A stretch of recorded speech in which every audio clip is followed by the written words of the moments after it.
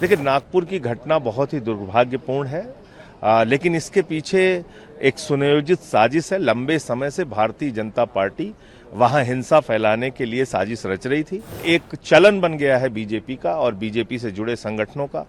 फिल्में आती हैं नफरत फैलाने वाली, उस फिल्मों को प्रमोट किया जाता है प्रधानमंत्री के द्वारा और राज्यों के मुख्यमंत्री के द्वारा। जब तक बीजेपी देश के अंदर है, देश के हिस्सों में शांति नहीं रह सकती। अभी आपने देखा यूपी में होली के पहले किस तरह से वहां माहौल बिगाड़ने की कोशिश की गई। 94 लाख करोड़ रुपए शेयर मार्केट में आम आदमी का डूब गया पिछले 5 महीने में। उस पर चर्चा नहीं होती। आप औरंगजेब औरंगजेब औरंगजेब कह रहे हैं, जनता कह रही कट गई जेब, कट गई जेब, कट गई जेब। हर 15 दिन पे एक नया नैरेटिव आप लेके आते हैं देश के अंदर नफरत फैलाने का, जो मैं समझता हूं कि ठीक नहीं है।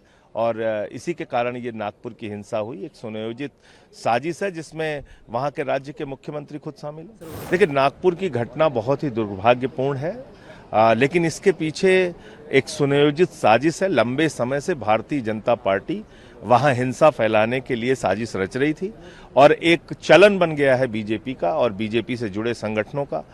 फिल्में आती हैं नफरत फैलाने वाली, उस फिल्मों को प्रमोट किया जाता है प्रधानमंत्री के द्वारा और राज्यों के मुख्यमंत्री के द्वारा। बीजेपी के कार्यकर्ता और नेता उस पर भड़काऊ बयान देते हैं और फिर ये हिंसा की स्थिति पैदा होती है। जब तक बीजेपी देश के अंदर है, देश के हिस्सों में शांति नहीं रह सकती। अभी आपने देखा यूपी में होली के पहले किस तरह से वहां माहौल बिगाड़ने की कोशिश की गई। लेकिन ये सब हो क्यों रहा है? इसके पीछे सबसे बड़ा कारण है कि असल मुद्दों से जनता का ध्यान भटकाया जाए। 94 लाख करोड़ रुपए शेयर मार्केट में आम आदमी का डूब गया पिछले 5 महीने में। उस पर चर्चा नहीं होती। आप औरंगजेब औरंगजेब औरंगजेब कह रहे हैं, जनता कह रही कट गई जेब, कट गई जेब, कट गई जेब। आप महंगाई पे बात नहीं करना चाहते हैं। 50 वर्षों में सबसे ज्यादा बेरोजगारी है, उस पर बात नहीं करना चाहते हैं। 100 सालों में सबसे बड़ी आर्थिक असमानता है, उस पर बात नहीं करना चाहते हैं। 186 लाख करोड़ रुपए का कर्जा हिंदुस्तान के ऊपर है, उस पर बात नहीं करना चाहते हैं। महंगाई की समस्या है, उस पर बात नहीं करना चाहते।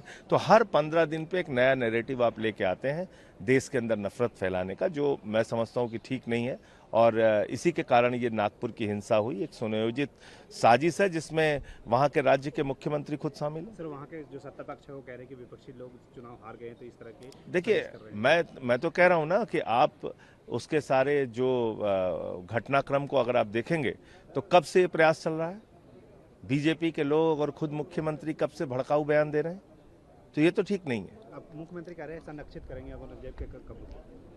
अब वो क्या करेंगे क्या नहीं करेंगे, उनकी किसी बात पे कैसे भरोसा किया जा सकता है?